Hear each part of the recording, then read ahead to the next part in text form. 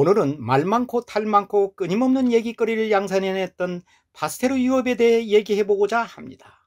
파스테르 하면 프랑스의 미생물학자 파스테르를 연상하지만 우리나라에선 저살균 우유로 유명한 파스테르 유업과 이 회사를 창업한 최명재 회장을 떠오르게 합니다.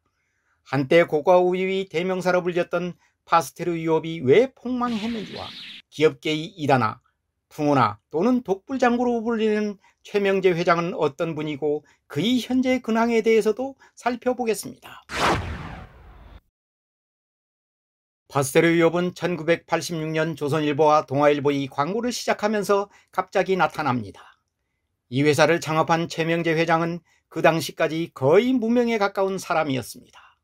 최 회장은 당시 3대 일간지였던 중앙일보에 광고를 내지 않고 조선 동아일보에 연일 광고를 내며 기존 유업 회사들을 공격하기 시작합니다.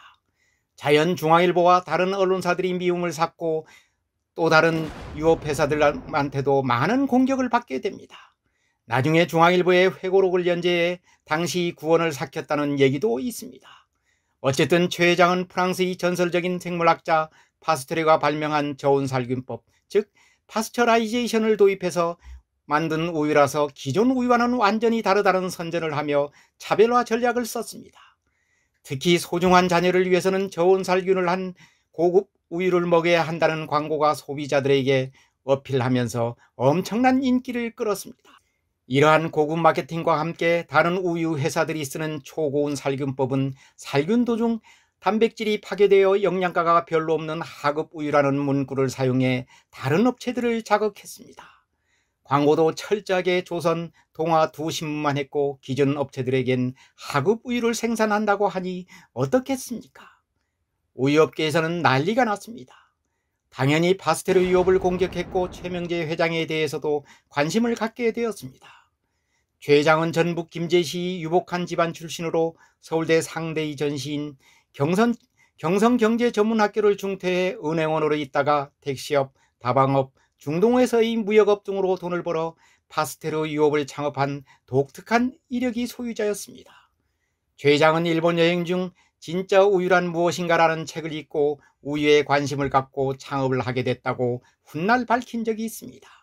어쨌든 최 회장은 독특한 마케팅으로 창업하자마자 돌풍을 일으켰습니다. 파스테르 제품이 기존 우유보다 비싸게 시장에 내놓았지만 고품질로 소문나면서 대히트를 친 것입니다. 기존 우유업체들과 조선, 동아일보를 제외한 언론사들도 모두 파스테르를 공격했지만 최 회장은 흔들림이 없었습니다. 네거티브를 동반한 공격적인 마케팅 전략은 초창기에 대체로 맞아떨어져 대성공을 거둔 것입니다. 파스테르가 대성공을 거두자 기존 업체들이 가만히 있을 리 없었습니다.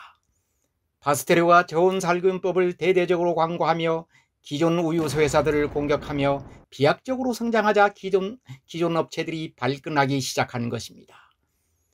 기존 업체들은 파스테르를 고수하는 동시에 저온살균에 대한 네거티브로 맞불을 놓으며 공격했습니다. 또한 파스테르의 광고 배경이 빨간색이어서 빨갱이 회사 이미지를 입히는 전략도 구사했습니다. 파스테르 역시 기존 업체들의 맞불 작전을 놓았지만 쉽지 않았습니다. 우유 부분이 매출이 급격히 떨어지기 시작했습니다.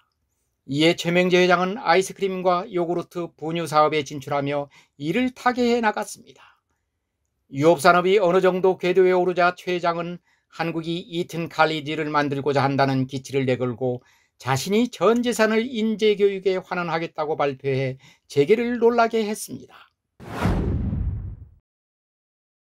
민사고로 알려진 민족사관고등학교는 그렇게 탄생하게 된 것입니다.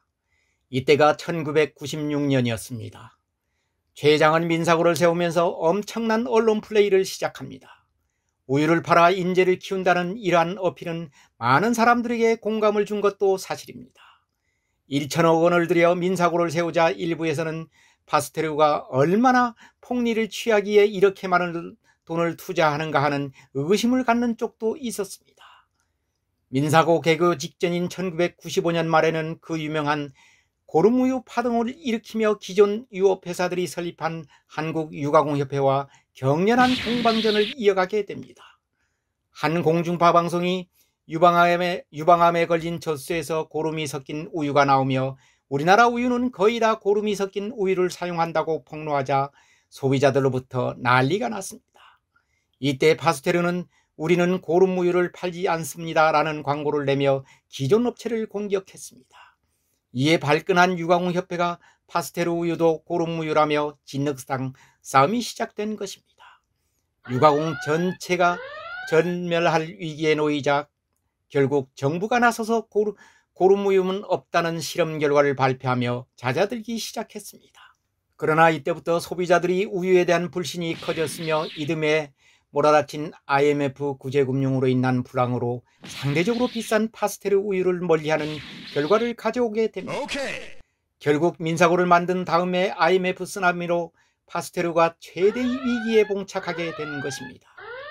파스테르 위협은 1998년 1월 부도를 맞게 됩니다. 부도를 맞게 된 원인에 대해 여러 가지 학설이 있지만 가장 큰 원인은 최 회장이 설립한 민사고가 가장 큰 역할을 했다고 할 수 있습니다. 당시를 최 회장은 회고록에서 이렇게 피력하고 있습니다. 외환위기로 은행을 비롯한 국내 금융계가 벼랑 위에 서는가 싶더니 마침내 파스테르 유업과 거래해온 한 종합금융회사가 파산하고 말았다. 민사고 교사 증설에 투자한 빚을 한꺼번에 갚으라는 독촉이 빗발쳤다. 금융회사들이 다급한 요구에 필사적인 노력을 했으나 헛딜이었다. 민사고는 초기에 좋은 학생들을 유치하기 위해 전액 장학 제도를 실시하기도 했으며 초기에 학교 건설을 위해 막대한 비용을 투자했었던 것도 사실입니다. 민사고 건립을 위해 진 채무 상환 때문에 부도가 났다는 얘기도 당시에 흘러나왔습니다. 최명재 회장은 거주하는 아파트를 제외한 자신이 전 재산을 내놓았지만 부도를 막기에는 역부족이었습니다.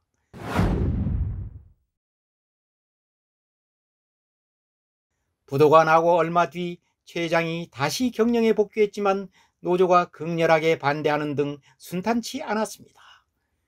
회사 역시 예전과 같지 않았습니다. 이런 와중에 최 회장이 화상 소식이 알려져 또 한 번 세인이 관심을 집중시켰습니다. 2000년 7월 제주 서귀포의 한 특급 호텔 사우나를 찾았다가 그곳에서 화상을 입은 것입니다. 화상은 생각보다 심해 전신 85%가 2, 3도 화상을 입은 그는 살아난 것만도 기적이라고 했을 정도입니다. 냉수배관이 고장나 펄펄 끓는 물인 줄 모르고 탕에 들어갔다가 입은 화상이었습니다. 이 사건 이후 최 회장은 거의 대외 활동을 하지 않았습니다. 파스테르 경영권도 부인에게 넘겼고 민사고 이사장은 아들이 맡도록 했습니다. 2004년에는 파스테르와 한국 야쿠르트의 경영권이 넘어가면서 최명재 회장과는 인연이 끊겼습니다. 야쿠르트에 인수된 뒤에도 파스테르의 경영 상태는 호전되지 않았고 2010년 롯데그룹에 600억 원에 팔려 오늘에 이르고 있습니다. 파스테르는 결국 주인이 바뀐 상태에서 영업은 계속되고 있지만 민사고만은 아직도 최 회장 가족들이 운영하고 있는 상태입니다. 파스테르 채권단이 더 이상 엉뚱한 데 회사 돈을 쓰지 말아라며 야쿠르트 인수 직전에 파스테르와 민사고 재단을 분리했기 때문입니다. 민사고 학비가 본격적으로 비싸진 것도 이런 이유에서입니다. 지금도 민사고 홈페이지에는 최명재 설립자의 교육기념이 그대로 실려 있습니다. 강원도 횡성군 안흥면 소사리에 위치한 민사고는 대한민국이 전국 단위 자립형 사립고등학교입니다. 460명 전원이 기숙사 생활을 하며 민족 주체성 교육과 영어 상용화 정책을 실시하고 있으며 한복을 입고 한옥에서 영어로 공부하는 학교로도 유명합니다. 민사고를 가려면 무조건 파스테르 유업이 정문을 통과해야 하고 우유급식은 모두 파스테르 우유가 공급된다고 합니다. 1927년생인 최명재 회장은 우리 나이로 95세입니다. 2000년 화상을 입은 뒤로 대외 활동을 거의 하지 않는 그는 2007년 한 일간지와의 인터뷰를 끝으로 한 번도 모습을 드러내지 않고 있습니다. 한때 유가공업계의 신데렐라로 불리며 온갖 매스컴이 주목을 받았던 그였지만 말년은 쓸쓸하기 그지없다고 하겠습니다. 그러나 최 회장이 당시의 새로운 방식이 살균처리 방식이 우유가공 기술이나 민족사관 고등학교를 지어 교육사업에 매진한 점 등은 기업가들에게 좋은 교시가 아닌가 생각합니다. 카르텔처럼 얽혀있던 기존 업체에 과감한 도전장을 던진 기업가 정신이나 교육관념을 무너뜨리며 민사고를 세운 교육이념은 현재를 살고 있는 우리에게 울림으로 다가온다고 하겠습니다. 경청해 주셔서 감사합니다.